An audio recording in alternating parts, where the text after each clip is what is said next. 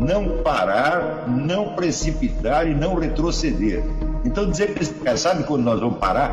Nunca. Nunca na sua porca vida. Né?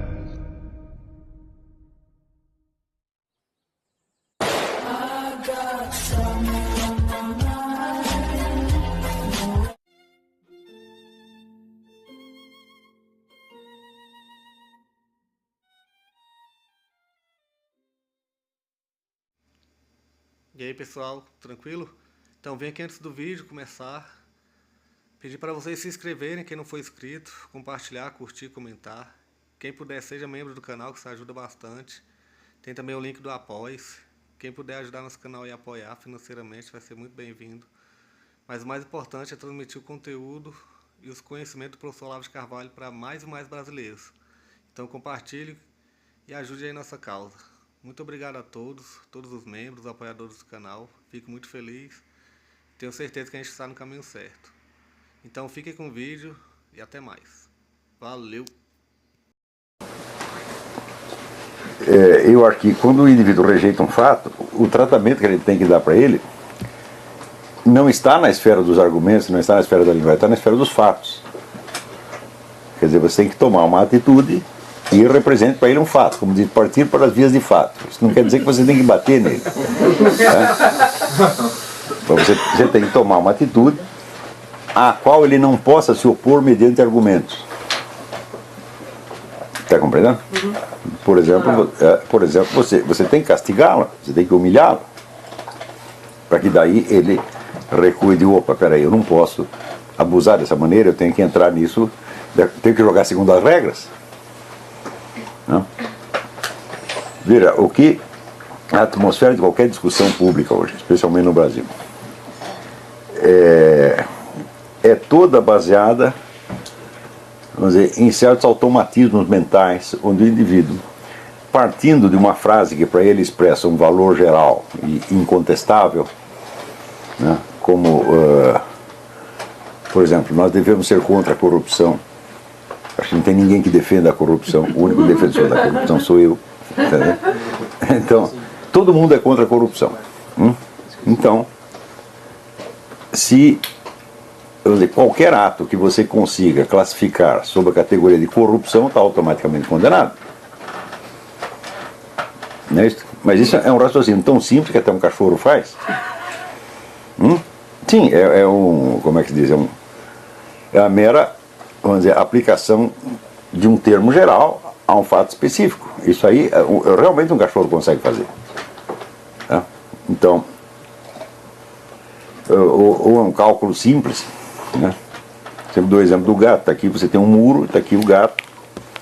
Do gato, como é que ele faz para ele pular o muro? Ele primeiro dá uma abaixadinha, levanta a cabeça assim. O que ele está fazendo? Ele está calculando, né, o tamanho do impulso que ele precisa dar para chegar lá.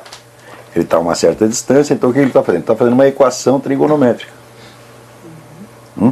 Não em termos de nossa trigonometria, mas visualmente é um raciocínio trigonométrico. Então isso aí um gato é capaz de fazer. É este tipo de inteligência que se aplica em qualquer debate público brasileiro. Então a pessoa não tem noção, vamos dizer, das categorias, não tem noção dos planos de realidade, não tem noção dos vários níveis de predicação, não tem nada, quer dizer, é uma irracionalidade, é um fundo irracional, né, com uma casquinha assim de racionalidade aparente que um gato seria capaz de imitar. Então quando o Reinaldo Azevedo falou que a academia bestializou os brasileiros, não foi só a academia, foi a mídia em primeiro lugar. Academia, mídia, televisão. Então, quer dizer, quem bestializa as pessoas não são instituições, são outras pessoas. Não é isso? Então, as pessoas que de uns 30 ou 40 anos para cá dominaram esses canais de comunicação e de ensino são todos semi-analfabetos. E chegaram lá por proteção, por ajuda, por alguma outra maneira ilegítima. Tá certo? Então são realmente usurpadores. Eu vou te dar um exemplo desse tipo de raciocínio. Eu estava lembrando disso agora mesmo com a Roxane. Quando eu escrevia na Folha de São Paulo, aliás, esse foi um dos motivos de eu deixar de escrever na Folha de São Paulo, quando os leitores enviavam objeções, eu lhes respondia. Então eles mandavam uma carta para a Folha, eu também mandava uma carta para a Folha. Até que um dia o Otávio Frias Oliveira reclamou. Falou, não, isso aí não é justo. Porque afinal de contas você é um especialista, você é o articulista, e você tem um canal de expressão que é o jornal, e eles não têm. Eu digo, bom, aparentemente sim. Mas de onde veio esse raciocínio da aplicação automática da ideia de igualdade de oportunidades? Não é isso? Mas o fato é o seguinte, é que, por definição, o autor de um artigo é um só, e os leitores são milhares. Não é isso? Então, o sujeito que escreve um artigo ele está automaticamente exposto à crítica de milhares. Mas do jeito que o Otávio estava vendo as coisas, ele estava vendo a noção de igualdade e desigualdade invertida. E a noção em si está certa. Quem é contra a igualdade de oportunidades? Ninguém, acho que não tem ninguém. Não é ninguém que acha que você deve partir na vida sempre de uma posição desigual. É quase instintivo, né? No ser humano. Se entra um sujeito numa briga armado de uma metralhadora, né? E o outro está desarmado, bom, você sabe que é desigual, não sabe? Então o próprio instinto humano sente repulsa por essas coisas. Só que isso aí é apenas uma regra geral. Você repetir essa regra geral, assim, se você ensinar um papagaio, ele repete. Agora, como é que você aplica a um caso específico? Quer dizer, da regra geral até o caso específico, você precisa ter o conhecimento concreto do caso específico em toda a sua composição efetiva. Não é isso? E eu observo isso há anos. Praticamente no Brasil, todo mundo que dá opinião sobre qualquer coisa não é capaz de fazer isso. Pior, se é uma pessoa que tem algum treino lógico, a coisa piora ainda. Né? Porque a lógica é apenas a arte de você combinar proposições. Não tem nada a ver com a realidade. Agora, como é que você vai saber qual é a proposição que se aplica a este fato? Como é que você classifica o fato? Agora mesmo também publiquei o artigo do negócio do aborto, dizendo que muitas pessoas entram na discussão sem compreender a noção de espécie. Daí entra uma senhora lá e diz assim, não, mas o feto não tem as características da espécie. O que ela quer dizer? Se você olha um feto, ele não parece com a pessoa da espécie. Daí eu tenho que explicar para ela, minha filha, você está chamando de características da espécie apenas aquilo que você vê no membro adulto dessa espécie. Ou seja, a sua aparência externa. Mas a pertinência à espécie não é isso. Pertinência à espécie significa que você tem, vamos dizer, o potencial para se desenvolver na forma daquela espécie e não de outra. Quer dizer, não pode ser gerado como coelho e nascer como macaco. Não é assim? Daí ela, agora entendi. Até que ela foi honesta. Mas você não é uma pessoa mal intencionada, não é uma pessoa boa. Até que escreve direitinho, escreve sem erro de português. Mas a distância entre raciocínio e realidade é enorme. Raciocinar, um computador sabe. A lógica consiste em uma série de regras que são, vamos dizer, traduzíveis num código e pode ser imitada pelo código binário do computador. É um mero automatismo. A lógica inteira é assim. Né? Então, claro que o problema não é de raciocínio lógico. Vamos dizer, perceber os fatos, também todo mundo percebe. Você tem 2 olhos, 2 ouvidos, tem tato, tem não sei o que, você percebe. O problema é como é que você junta uma coisa com a outra. Como é que você traduz as suas percepções em termos de linguagem lógica e como é que você verifica se o seu raciocínio lógico tem algo a ver com os fatos observados. Essa é toda a dificuldade. Por isso, quando a pessoa diz, a filosofia é para ensinar a pensar. Eu falo, mas por que ensinar a pensar se todo mundo já sabe? Todo mundo já sabe pensar e todo mundo já percebe a realidade. O problema é como é que você articula pensamento com percepção. E não precisa muita lógica para isso.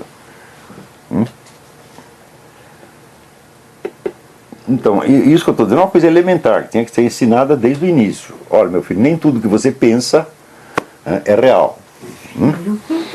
Não Não é porque você conseguiu montar um silogismo que você tem que acreditar naquilo, porque montar um silogismo, como eu falei, até um gato monta até uma equação de trigonometria que é muito mais complicado. Quer dizer, essa idealização do pensamento lógico,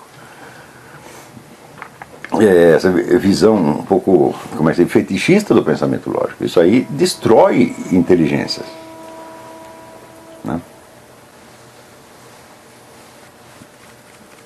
Então, vamos dizer, quando você entra num assunto deste aqui, vamos dizer, onde os fatos verificados, eles atentam, né, não só contra crenças arraigadas, mas eles despertam temores, né?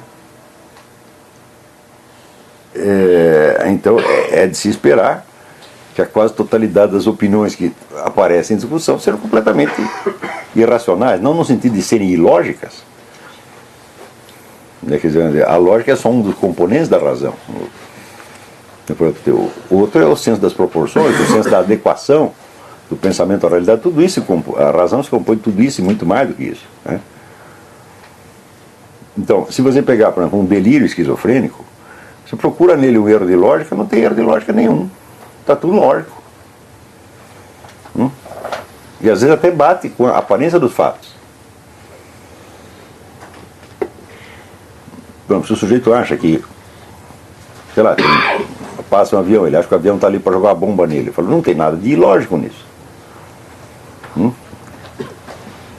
E é difícil provar que o avião não veio para isso. Então, quer dizer,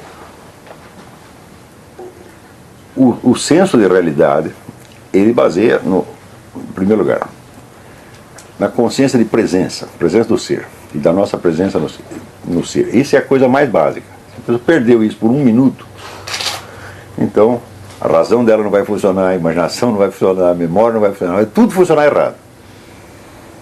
E não há nada que, nenhum instrumento que nos permita obrigar uma pessoa a ter senso da realidade. Então o que nós temos? Agora, existem meios de você pressionar o indivíduo de tal modo que ele recue da sua teimosia e se disponha a entrar dentro do mesmo mundo que você está. Entendeu? Mas isso é quase um processo de cura. Agora, eu não posso discutir com uma pessoa, discutir ciência com uma pessoa e curá-la da sua loucura ao mesmo tempo. Não dá para fazer isso. Tem que curar primeiro. É isso. E às vezes a única maneira de você curar é o que os homens chamavam de psicochoque. Quer dizer, você tem que dar um susto no cara. Tá entendendo? Por que você acha que eu xingo as pessoas? É porque eu as odeio? Eu falo, claro que não. É um negócio pedagógico. Para mostrar o total desrespeito. A hora que o sujeito se ser desrespeitado, ele perde as suas defesas. Está entendendo? Eu digo, se você quer ser respeitado, você entra aqui de outra maneira. Não é isso? Você não pode entrar aqui, vamos dizer, com as calças baixadas, fazer cocô aqui no meio e esperar que eu respeite. Não é isso? E é isso que muitas pessoas fazem. Quer dizer, esta é uma chantagem emocional. Porque o sujeito entra com um comportamento insultuoso, intimidatório e exige uma resposta polida. Cair nesse truque é o que hoje se chama no Brasil boa educação. Você ser educado com quem é mal educado. Eu estou acabando de ler um livro aqui que o sujeito escreveu contra o Herbert Marcuse. Então ele diz, olha, o Herbert Marcuse chega lá e propõe o nosso genocídio, diz que deve nos matar. E em seguida quer que a gente responda educadamente. Então eu não vou conceder isso a ele. Daí ele ainda disse, eu não vou escrever palavrões nesse livro, porque palavrões é uma coisa importante que você deve guardar para certos momentos decisivos. Então eu só não vou usá-los nesse livro para não gastá-los. Está muito certo isso aí. Mas em certo momento, se é uma comunicação oral, às vezes só um palavrão resolve a coisa. Então, e sobretudo, quando você se choca, não contra uma crença, mas contra uma negação. Negação que é o sujeito não está negando a sua tese, ele está negando a atenção. Mas ele quer a atenção. Então é claro que isso é um jogo de carta marcada, isso é uma desonestidade. E no caso aqui que nós estamos vendo, praticamente todo o establishment acadêmico está praticando isso. Você anuncia a coisa, o sujeito responde assim, com uma risada. Ha, ha, ha. Já a risada é forçada pra caramba, né? E ele acha, vamos dizer, que a coisa, que ele está numa posição tão imensamente superior que uma risada dele vale por um tratado de lógica. Não é assim? A coisa está tão provada, tão óbvia que que basta uma risada para impugnar. Quer dizer, como é que você pode aceitar uma coisa dessa? O que faz assim, você tem que manifestar mais total e radical desrespeito por ele. Para quê? Para tirá-lo do seu fingimento. O cara está fingindo uma superioridade que não tem. Na esperança de te intimidar. Fala, você vai me intimidar? Não, eu vou te intimidar. É como quando telefonar lá dizendo que iam me matar. Fala, não. Eu vou matar você. Eu acho que é muito melhor para mim. Você não acha? Pronto. Então, matar, não, eu bater em você. Não, eu vou bater em você. Tá certo? Eu acho muito melhor. Então, isso aí, vamos dizer, é a única maneira, às vezes, de você reconduzir uma pessoa, como dizer, reconduzi-la à razão.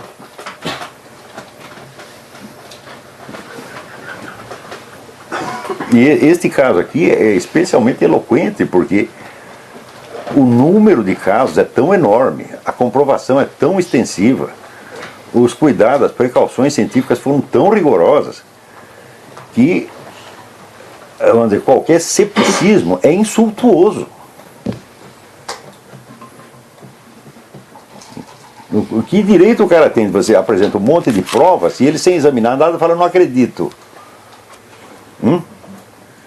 Ou então, é que nem essa discussão do Foro de São Paulo. Você mostra 1000 páginas de documento e o cara, e as provas? Cadê as provas?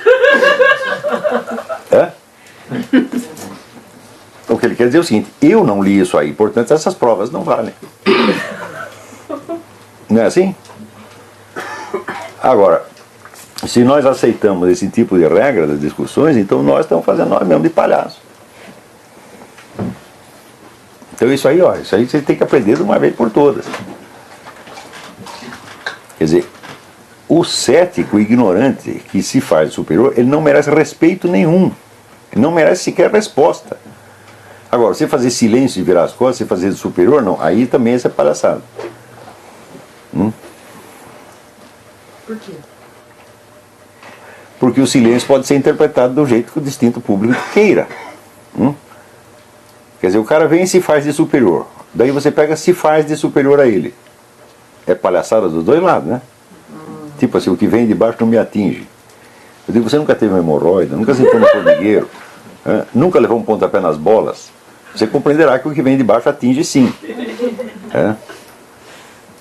Então, você fez, doeu, mas eu vou fazer doer mais para você. Então você tem que...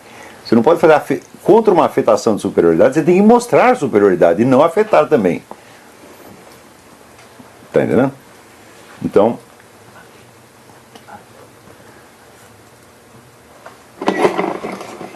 é o único jeito, quer dizer, temos que chamar as pessoas, vamos dizer, a um confronto sério. Se ela for radicalmente incapaz, então você tem que expulsá-la.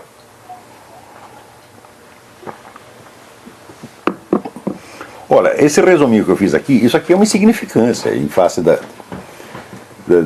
imensidão de dados que existem. Mais ainda, as ideias, as interpretações que os autores fazem a respeito disso aí não importam. Eles estão lidando com a mesma massa de fatos que pode ser interpretado de um jeito, pode ser interpretado do outro. Não é isso? O fato de que muitos queiram, através disso, impor uma, aspas, nova espiritualidade supra-religiosa, etc., tipo a religião da ONU, também não afeta os fatos. Então nós temos que pegar, vamos dizer, o núcleo de fatos e se nós não gostamos da interpretação deles, temos que oferecer outra e mostrar que é mais consistente. Agora, o incrível é que, por exemplo, dificilmente você encontra um autor católico tratando disso. Eu fico com a impressão que os católicos não acreditam em vida após a morte. Ou eles acham que é assim, é como se fosse uma outra vida, completamente diferente. Eu digo, mas isso é impossível. Se existe uma imortalidade, a imortalidade, por definição, dura mais do que a sua vida temporal terrestre. Se ela dura mais, então a duração menor está incluída na duração maior, por definição. Outra coisa, como é que a morte poderia tornar você imortal? Não é possível, né? Então, se você tem imortalidade, você a tem desde já, você a tem desde o momento em que você entrou na existência. Vamos dizer, o momento da sua geração. Não é isso? Então, é impossível que a imortalidade seja para nós, durante a vida terrestre, uma coisa totalmente inconcebível. Algo dela você tem que saber. Entendeu?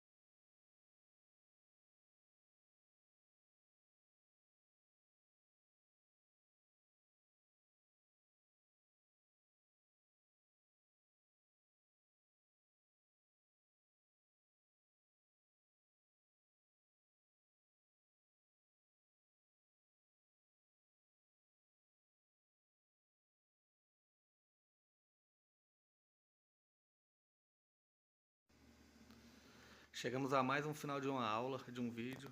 Espero que tenham gostado. Quem não se inscreveu ainda, se inscreva, compartilhe, comente. Ajude o nosso canal, apoie, seja membro. E ajude o nosso canal a chegar a cada dia a mais brasileiros que precisam muito do conhecimento do professor Olavo de Carvalho. Então é isso aí, fique com Deus, até o próximo. Valeu! Então é isso aí, pessoal. Que é o nosso canal, que são alguns livros que eu já li. A maioria foi doação, mas alguns eu adquiri, professor Olavo de Carvalho. Alguns livros se perderam aí que eu emprestei, professor Alexandre Costa, a Bíblia Sagrada. 10 lições sobre Karl Marx. Indico a não ler esse livro, que é muito ruim mesmo. Alguns pensadores aqui que realmente, como o professor Olavo de Carvalho disse, não são pensadores. Valeu, tamo junto aí. Apoie nosso canal, seja membro.